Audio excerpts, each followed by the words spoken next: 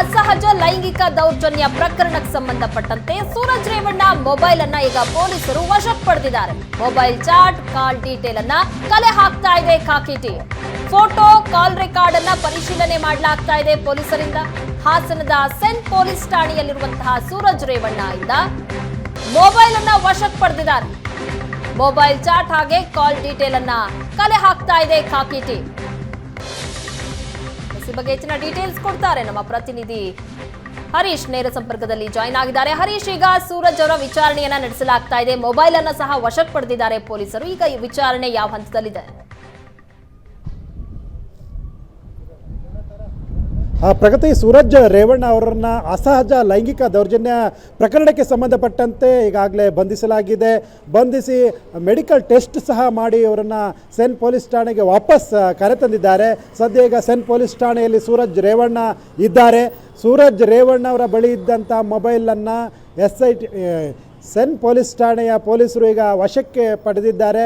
ವಶಕ್ಕೆ ಪಡೆದು ಮೊಬೈಲ್ನಲ್ಲಿ ಇದ್ದಂತಹ ಚಾಟ್ ಅವರು ಯಾರ್ಯಾರಿಗೆ ಚಾಟ್ ಮಾಡಿದ್ರು ಅದು ಚಾಟ್ ಡೀಟೇಲ್ಸ್, ಕಾಲ್ ಡೀಟೇಲ್ಸ್ ಹಾಗೂ ಕಾಲ್ ರೆಕಾರ್ಡ್ಸ್ ಎಲ್ಲವನ್ನು ಸಹ ಈಗ ಪರಿಶೀಲನೆಯನ್ನು ಹಾಸನ ಸೆನ್ ಪೊಲೀಸರು DYSP ಪ್ರಮೋದ್ ಕುಮಾರ್ ನೇತೃತ್ವದ ತಂಡ ನಡೆಸ್ತಾ ಇದೆ.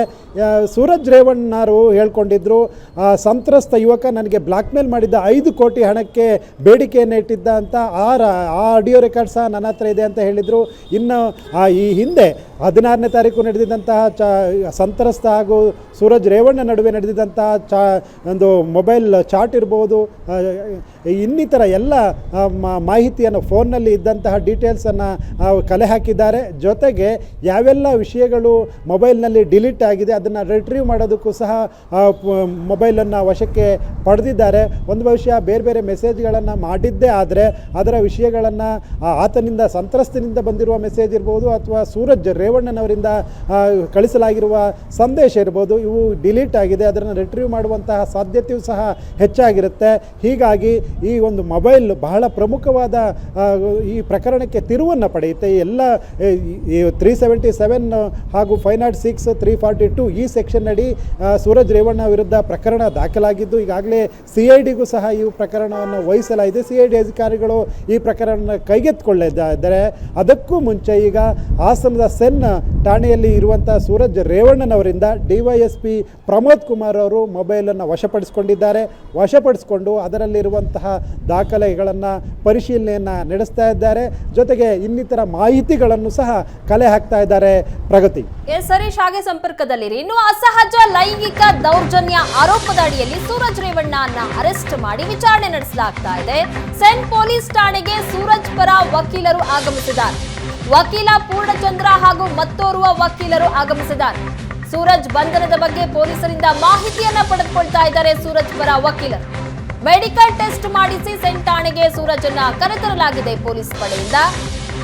ಸೂರಜ್ ಬಂಧನದ ಬಗ್ಗೆ ಪೊಲೀಸರಿಂದ ಈಗ ಮಾಹಿತಿಯನ್ನ ಸೂರಜ್ ಪರ ವಕೀಲರು ಪಡೆದುಕೊಳ್ತಾ ಇದ್ದಾರೆ. ಹರೀಶ್, ಈಗ ಸೆಂಟ್ ಪೊಲೀಸ್ ಠಾಣೆಗೆ ಸೂರಜ್ ಪರ ವಕೀಲರು ಆಗಮಿಸಿದ್ದಾರೆ. ಯಾವೆಲ್ಲ ಮಾಹಿತಿಗಳನ್ನ ಪೊಲೀಸರಿಂದ ಪಡೆದುಕೊಳ್ತಾ ಇದ್ದಾರೆ? ಇದರ ಬಗ್ಗೆ ಹೆಚ್ಚಿನ ಡೀಟೇಲ್ಸ್ ಏನ್ ಸಿಕ್ಕಿದೆ? ಪ್ರಗತಿ, ಸೂರಜ್ ರೇವಣ್ಣ ಅವರ ವಿರುದ್ಧ ಈಗ IPC ಸೆಕ್ಷನ್ 377, 506, 342, 34 ಅಡಿ ಈಗ ಪ್ರಕರಣ ದಾಖಲಾಗಿದೆ. ಅವರನ್ನು ಮೆಡಿಕಲ್ ಟೆಸ್ಟ್ ಸಹ ಮಾಡಿಸಿ ಈಗ ವಾಪಸ್ ಪೊಲೀಸ್ ಠಾಣೆಗೆ ಕರೆತಂದಿದೆ. ಈ ಸಂದರ್ಭದಲ್ಲಿ ಸೂರಜ್ ರೇವಣ್ಣ ಅವರ ಪರವಾದ ವಕೀಲರು ಈಗ ಠಾಣೆಗೆ ಆಗಮಿಸಿದ್ದಾರೆ. ನಮ್ಮ ಕಕ್ಷಿದಾರರ ವಿರುದ್ಧ ಯಾವೆಲ್ಲ ಆರೋಪಗಳಿದೆ, ಅದಕ್ಕೆ ಸಂಬಂಧಪಟ್ಟಂತೆ ಯಾವ ಹಿನ್ನೆಲೆ ಅವರನ್ನು ಬಂಧನ ಮಾಡಲಾಗಿದೆ, ಈ ಎಲ್ಲ ಮಾಹಿತಿಗಳನ್ನು ತನಿಖಾಧಿಕಾರಿ ಮತ್ತು ಪೊಲೀಸರಿಂದ ಪಡಿತಾ ಇದ್ದಾರೆ.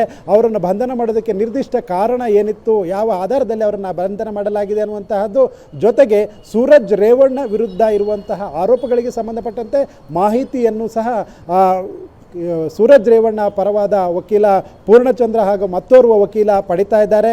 ಸುಮಾರು 2 ಗಂಟೆಯಿಂದಲೂ ಸಹ ಪೊಲೀಸ್ ಠಾಣೆಯ ಒಳಭಾಗದಲ್ಲಿ ಸೂರಜ್ ರೇವಣ್ಣ ಪರವಾದ ವಕೀಲರಾದಂಥ ಪೂರ್ಣಚಂದ್ರ ಹಾಗೂ ಇನ್ನೋರ್ವ ಅವರ ಸ್ನೇಹಿತರು ಈಗ ವಕೀಲರು ಇಬ್ಬರು ಸಹ ಸೆನ್ ಪೊಲೀಸ್ ಠಾಣೆಯಲ್ಲಿ ಇದ್ದಾರೆ.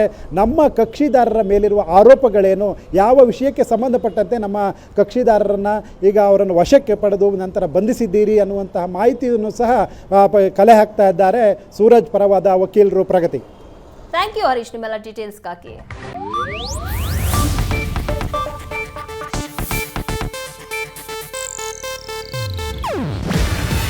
ಇದು ಏಷ್ಯಾನೆಟ್ ನ್ಯೂಸ್ ನೆಟ್ವರ್ಕ್ ಪ್ರಸ್ತುತಿ. ನೀವು ನೋಡ್ತಿದ್ದೀರಾ ಏಷ್ಯಾನೆಟ್ ಸುವರ್ಣ ನ್ಯೂಸ್.